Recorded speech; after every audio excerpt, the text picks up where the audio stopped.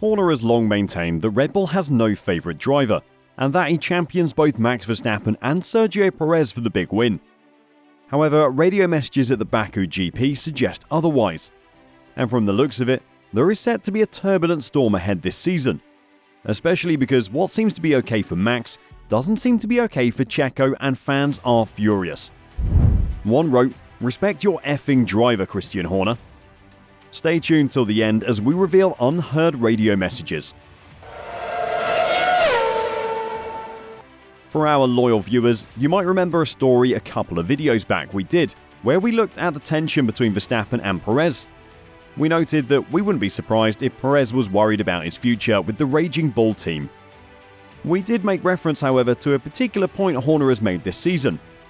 For us as a team, the responsibility is to give both drivers the same opportunity and same car to win the championship. It's then down to what they do on the circuit. We have two great drivers in Max and Sergio. Well, considering what was said over the Red Bull team radio at the Azerbaijan GP recently, we're seemingly convinced that Horner has learned to speak the language of his team, Bull.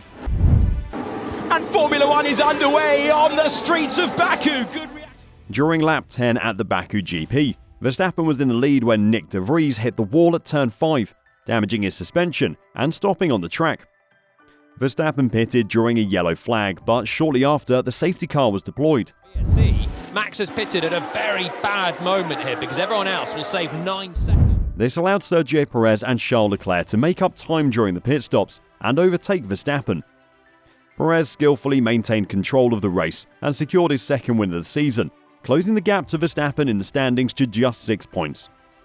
This result shows that both Red Bull drivers are serious contenders for the championship title. The impressive performance of Red Bull's RB19 compared to its competitors has placed both drivers in a class of their own, giving Red Bull a considerable advantage in the Constructors' Championship. We'd assume, given Horner's previous comments, that he would be celebrating Perez's victory and lauding praise over him. Instead, he sent a radio message to Max saying post-race, "Never mind, Checo got lucky with the safety car, but it's a long season." Checo got a little lucky with the safety car there, but it's a long season and very good points today. Lucky?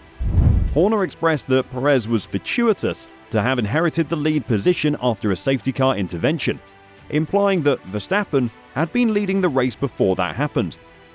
Red Bull's team principal then went on to almost quell Checo's success. He acknowledged that the remaining races, which will take place on diverse tracks, will likely continue to see the rivalry between Verstappen and Perez unfold. There's a huge amount of racing and a whole variance of different circuits to go through, so it could ebb and flow between the two of them. Reliability will be a key factor. He added, and what we're more focused on as well at the moment is building a buffer with both of the drivers. Sergio Perez wins. It's Perez on top at the Saudi Arabia Grand Prix. Earlier this season, Checo reflected on his first 2023 win, saying, "I can say now that I really feel part of the team. I really feel like I have my place well respected. And I think that's something good to have as a driver. I really believe that they have full support of the team as much as Max does, and that I'll have every single opportunity to win the championship as much as Max."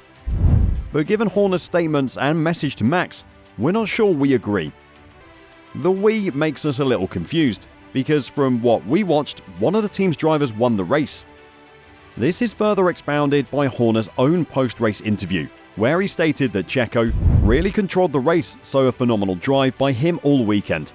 "We had really committed to the stop for Verstappen, but sometimes things like that don't go your way. His misfortune was Checo's good fortune." There's that "we" again. Clearly for the Red Bull garage, "we" does not seem to encompass everyone. Sergio's radio comment after his Baku win, "Look guys, we're still in the fight," suggests that he has to convince both himself and his side of the garage that he's still a contender. "If I want to win the championship, I have to beat Max weekend in and weekend out, and keep this level of consistency throughout the season."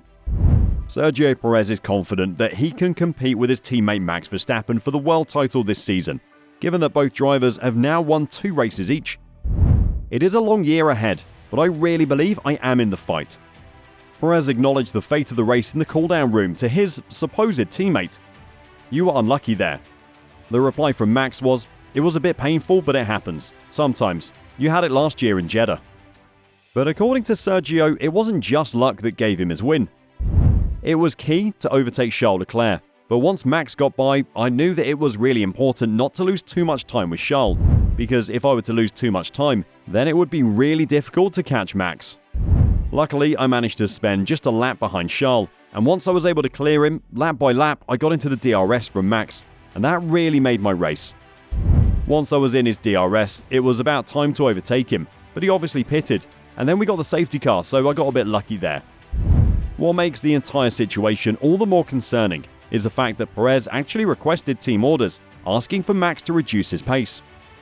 Helmut Marko, who admitted that Perez drove a great race, admitted that they ignored the request. We gave no team orders. Checo asked if he could slow down, but Max would have had to do that too, so we said no.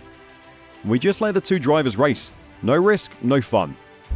We have to wonder if the roles were reversed, whether Perez would not have received different team instructions. It's already happened once this season alone that the two Red Bull drivers have received different and competing information, so we wouldn't be surprised. Despite the inherent competitiveness of the championship battle, Sergio Perez is confident that he and Max Verstappen can maintain a professional and respectful relationship as they compete for the title, and believes that he and Verstappen share a similar mentality, which will allow them to navigate the situation with mutual respect. There is a very high level of respect between Max and myself and the whole team. I mean, the level we're operating, we're pushing each other really hard. We obviously want to beat each other. I want to win this championship as much as Max does, he added. Ultimately, Perez's hope is that their battle for the championship will be decided by driving skill and team strategy, rather than any interpersonal tension or rivalry. But there is a lot of respect between us. In a way, we're very similar in the way we approach or think about the sport. I do not believe we will change. We will be fighting each other, like we did today, as much and as hard as we possibly can, but with a very high level of respect to us and to our team. It remains to be seen whether Red Bull will continue to allow its drivers to fight it out freely, without any team orders, or whether the team will implement a policy to favour one driver over the other as the season progresses. Horner maintains that it will. Yes, until the team's interests, if you're competing against a competitor, becomes bigger than the driver's interests. But as it is at the moment, they're free to race. Now, we reckon some of our viewers, particularly our Max fans, will argue for a team having a principal driver who is to be supported and backed up by a second driver.